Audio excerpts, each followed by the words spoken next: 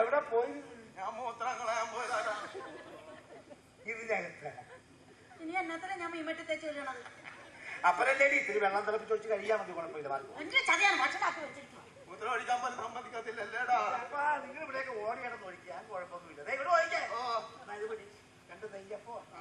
നെയ്യപ്പെന്ന് പറയുമ്പോ ചില്ലെന്ന് നോക്കി ഇതുവരെ കുറിക്കാൻ എന്തെങ്കിലും വാങ്ങിക്കാതെ ഞാൻ വന്നിട്ടുണ്ടാ. അതില്ലാത്തോണ്ട് സുഖമായിട്ട്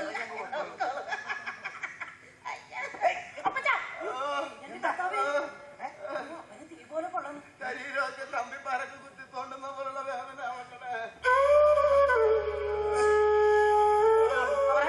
അപ്പച്ചനെ ആശുപത്രി കൊണ്ടുപോകണം.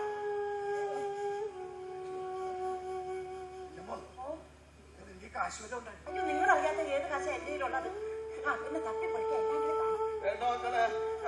എഴുതേക്കുമ്പോഴേക്കും മറുപടി. അതൊന്നും പറഞ്ഞാൽ പറ്റില്ല. അപ്പച്ചനെ ആശുപത്രി കൊണ്ടുപോയേ പറ്റുള്ളൂ. അപ്പൊ ഇങ്ങോട്ട് ഇരുന്നാട്ടെ. ഒന്നും നോക്കണേ. എന്റെ കർത്താവ്, എന്റെ അപ്പച്ചനൊന്നും പറ്റല്ലേ.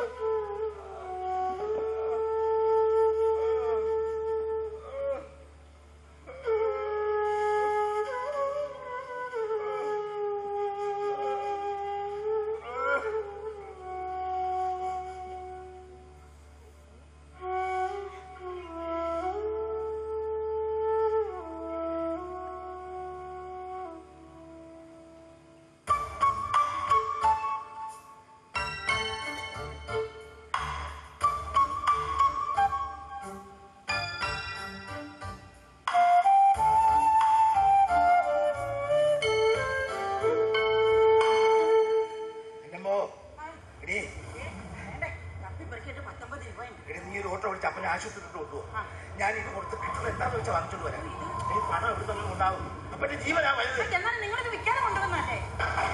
അപ്പന്റെ പരിക്കുള്ള മറുപടിയാണ്.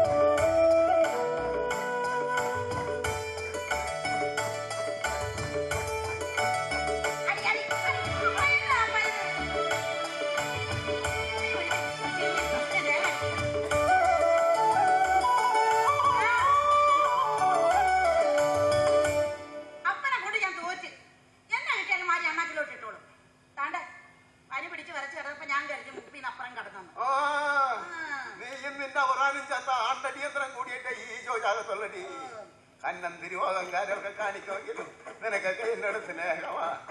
എനിക്കൊരു പനി വന്നപ്പോ നിങ്ങളുടെ വെപ്രാളും പരവേശവും ഞാൻ കണ്ടതാ. അപ്പന് ഞങ്ങളല്ലാതെ ആരാ ഉള്ളത്?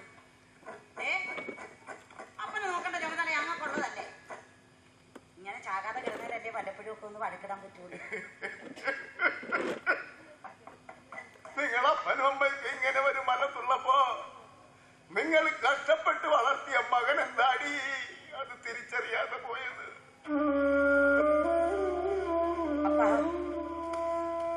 മകനെ പഠിപ്പിച്ച് കോടീശ്വരനാക്കിയിട്ട് എന്റെ അവറാൻ ഈ പഞ്ഞ കർക്കടകത്തിൽ കൊടുമഴയത്ത് അന്നം തേടി ആ ഗിരിവർക്കാൻ പോകുന്നത് കാണുമ്പോ ശാക്യത പരിപാടിയെ.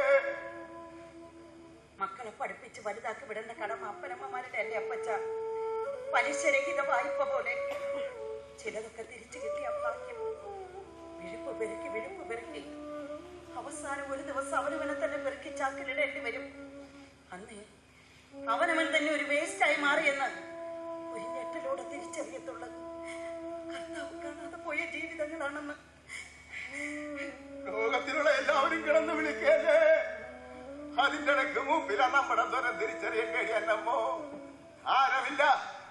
കർക്കിടകത്തിൽ പട്ടിണി കിടക്കണം, ഇല്ലെങ്കിലേ ഉടല് കിടന്ന് അഹങ്കരിക്കും. പഴയ ഇരുമ്പ് തുരുമ്പ് പൊട്ടിയ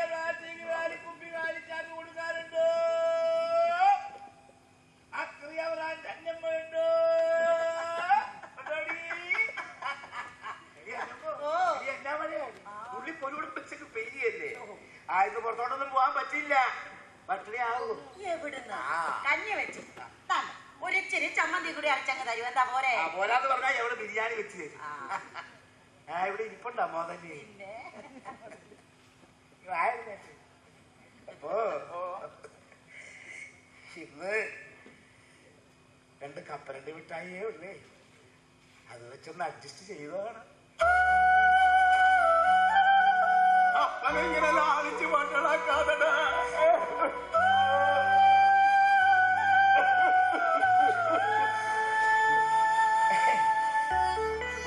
അവിടെ പോയി ഇനി പോ.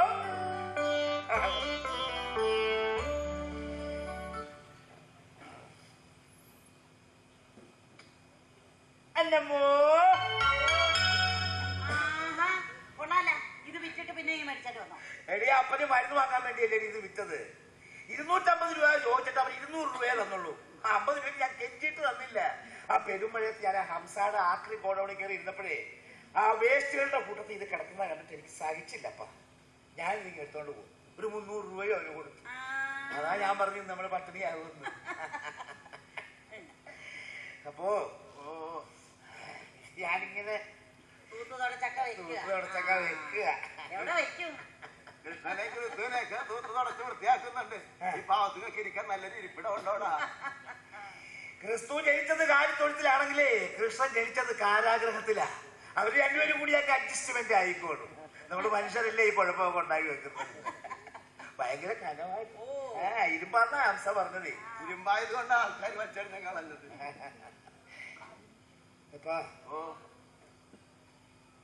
അപ്പൊ ഇതിന്റെ എടി എന്നമ്മോ, എടി എടി എന്തെങ്കിലും ഒരു ബെറ്റർ രൂപയോ അല്ലെങ്കിൽ സ്കൂട്ടർ മനുഷ്യ, നിങ്ങൾ എന്തോ അത് വെട്ടിപ്പൊടിക്കാൻ പോവാണ്. വന്നിച്ചില്ലേലും നിന്നിക്കല്ലേ മനുഷ്യ. എന്താടാ മക്കളെ? അപ്പൊ ഒന്ന് മാറിക്കപ്പാ. ആ ഇവിടെ ഒരു പാട് പോലെ കാണുന്നുണ്ടല്ലോടാ. വേഗം എടുത്തോണ്ട് പാടി. കൊണ്ടുവരാ. ഇങ്ങോട്ട് വരുന്നതിന് മുമ്പ് അപ്പൊ ഒന്നും പിടിച്ചു കൊടുക്കപ്പാ. അതൊക്കെ എടുക്കണേടാ. 2 രൂപ കിടന്ന് വേറെ ഉണ്ടായി മനുഷ്യനെല്ലാം പതുക്കെ പതുക്കെ.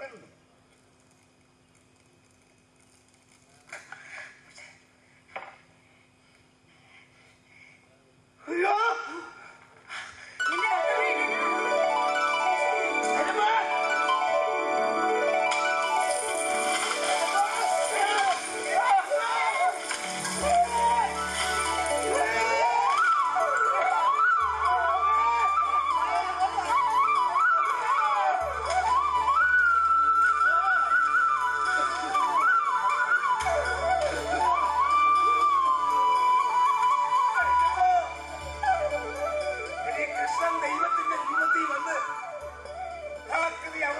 ജീവിതം സമ്മാനിക്കുകയാണ്.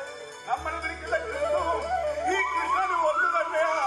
മനുഷ്യനല്ലേ ദൈവത്തിന് പല വേഷങ്ങൾ നൽകുന്നത്. സത്യവാ, ഇത് നമ്മുടെ സങ്കടങ്ങൾക്കുള്ള മറുപടിയാ, നമ്മുടെ കഷ്ടതകൾക്കുള്ള പരിഹാര. ഇതാർക്കറിയാം അവരുടെ ജീവിതം.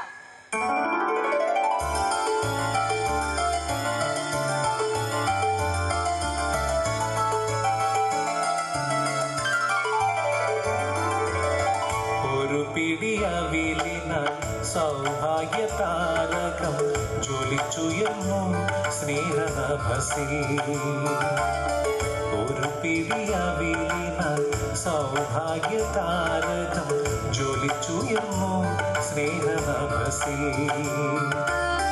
ഒരു പൊൻകിനാവിനാൽ ആ ജന്മ സൗഹൃദം വിരിഞ്ഞു നിന്നു മോഹക്കടമ്പിൽ. ഒരു പൊൻകിനാവിനാൽ ആ ജന്മ സൗഹൃദം വിരിഞ്ഞു നിന്നു മോഹക്കടമ്പിൽ. വിരിഞ്ഞു നിന്നു മോഹക്കടമ്പിൽ.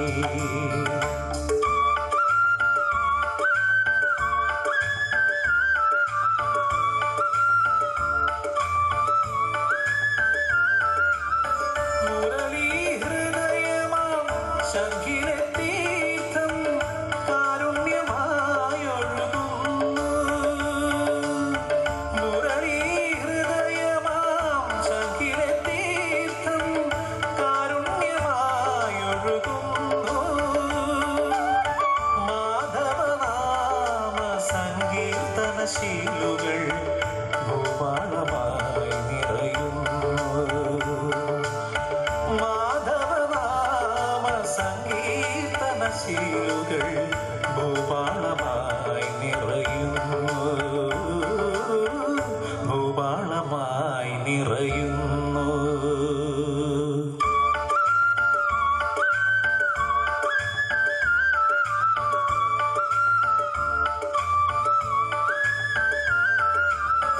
കുചേല ഹൃദയം പുളകമണിഞ്ഞു മയിൽപ്പീലി തഴുകിയപ്പോൾ.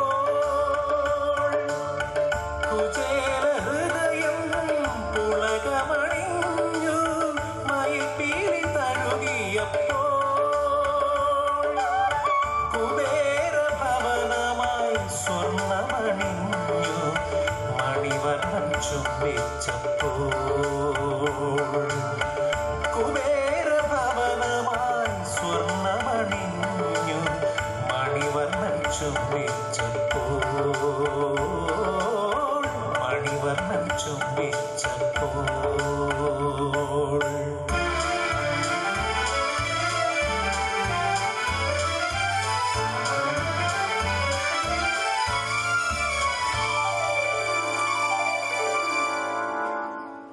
കുചേലൻ കൊണ്ടുപോയ അവിൽപ്പത്തിയിൽ നിന്നും ചങ്ങാതിയുടെ ദാരിദ്ര്യം സ്വീകരിച്ച് ഐശ്വര്യം സമ്മാനിച്ചതുപോലെ താൻ പെറുക്കിയെടുത്ത ആക്രികൾക്കിടയിൽ നിന്നും അവറാന് കിട്ടിയ ഐശ്വര്യ സൗഭാഗ്യം ആക്രി അവറാനെ ഇനി എങ്ങനെ മുന്നോട്ട് നയിക്കും?